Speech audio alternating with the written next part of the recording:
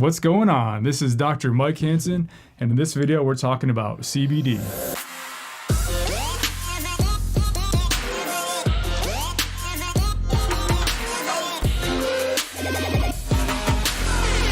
What is CBD? The story behind cannabidiol, the cannabis product that gets you, well, not high. You've heard of CBD, the cannabis product whose popularity has reached almost craze-like proportions. CBD has come from nowhere to everywhere in just the last few years. It is perhaps best known for its ability to reduce anxiety and promote happiness, but CBD's applications are seemingly endless. It's been successfully used to help with pain, insomnia, and depression. There are some reports that it helps with other medical conditions as well. Because of its wide range of uses, CBD-infused products are the fastest growing segment of the health industry. Even some pets are getting in on the action. For example, CBD chewables are used to calm dogs. Carl's Jr., the fast food chain, has created a burger served with a CBD-infused sauce. Not that I endorse Carl's Jr. or any fast food for that matter. In New York City, CBD-infused coffee was all the rage until it became banned. Then there's medical celebrities, Dr. Oz and Dr. Sanjay Gupta, who actually advocate for CBD, as well as non-medical celebrities such as Joe Rogan, Morgan Freeman, Gwyneth Paltrow. Then you got athletes such as David Wells, who argue on behalf of CBD use in sports medicine, where its anti-inflammatory power would allow players to recover more quickly and not risk opioid addiction. There are plenty of MMA fighters who swear by it as well. And Bubba Watson, a professional golfer, said that his decision to use CBD was quote-unquote a no-brainer. The FDA even joined the bandwagon last year, at least partially, approving the CBD medication Epidiolex. This is despite the fact that cannabis remains illegal in the eyes of the federal government. So CBD use is growing by leaps and bounds with a projected $22 billion market by the year 2022. CBD is cannabidiol, which is derived from the flower of cannabis, the only plant genus that contains a unique class of molecular compounds called phytocannabinoids. So there's more than 80 phytocannabinoids that have been identified, but the two most prevalent are tetrahydrocannabinol, aka THC, and cannabidiol, which is CBD. THC is the psychoactive ingredient of cannabis, meaning THC is the component that gets you high, while CBD is the quote-unquote anti-psychoactive ingredient, meaning it doesn't get you high. There are actually two types of cannabis plants, meaning there are two subspecies. One is marijuana, which is rich in THC and thus has been cultivated for the high associated with its recreational use. And then there is hemp, which is low in THC.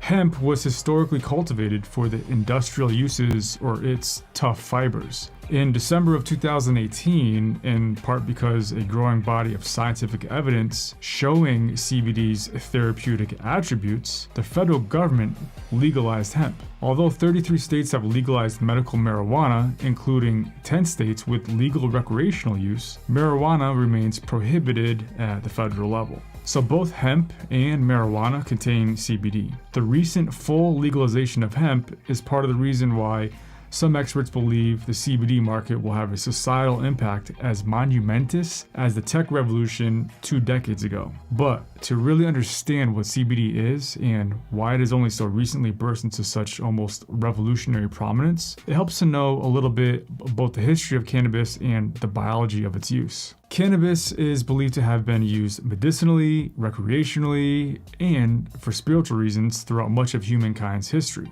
It's been used in some form by societies throughout the world. The oldest known written record regarding its use comes from almost 5,000 years ago in China. Ancient Greeks used it to dress wounds on horses and to apply to human nosebleeds. It was medicinally popular among Vikings and medieval Germans for relieving pain during childbirth and for toothaches, while Queen Elizabeth used cannabis to relieve her menstrual cramps. But only in recent decades have we come to understand how and why cannabis affects humans. The plant was largely excluded from scientific study due to its widespread illegality until the 1960s, when an Israeli chemist named Raphael Mechoulam was able to obtain confiscated hashish from police and study it. He elucidated the structure of THC and CBD, and then in 1992 made an even more fundamental discovery: the existence of the endocannabinoid system, meaning the ECS, in the human body.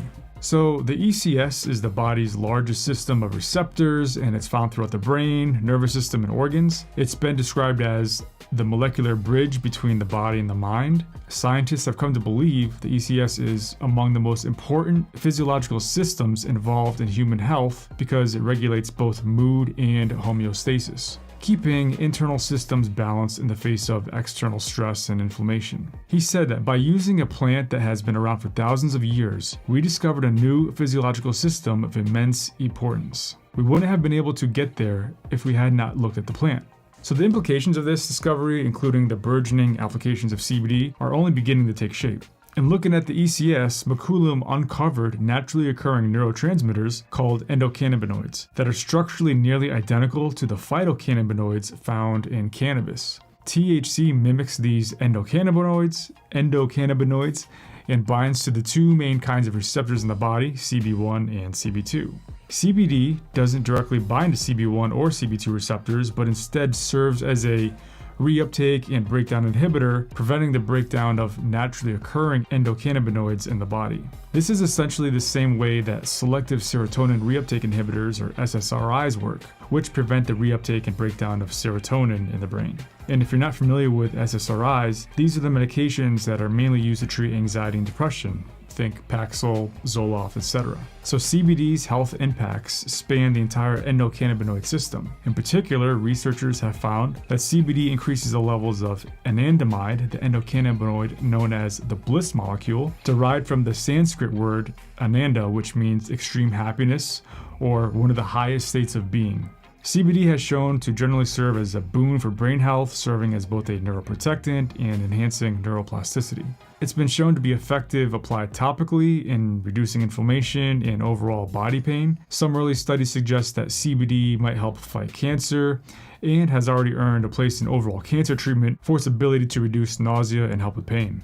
And the benefits of CBD appear to come with little to no side effects, according to the World Health Organization. They said CBD exhibits no effects indicative of any abuse or dependence potential, and to date there's no evidence of public health related problems associated with the use of pure CBD. Because this is all relatively new science, studies of CBD's efficacy in a number of treatments are still preliminary, and its actual marketing is often suspect. Many products are being released without much regulatory oversight, and the CBD levels and overall quality of CBD products are not always as advertised. Mostly they don't come as advertised. So some CBD products contain unwanted THC, which means some people might test positive for marijuana. So you really have to do your research to learn what CBD brands you can trust. Besides determining the safety and efficacy of CBD for various medical conditions, there are lots of other questions that scientists need to answer. For example, what form of CBD should be taken? What is the recommended dosage? And much more. So there's a lot coming down the pike, and if you want to know more about CBD or if you have questions about it, put it in the comments below, and make sure to give this video a like if you liked it and subscribe to my channel so you don't miss out on the next one. See ya.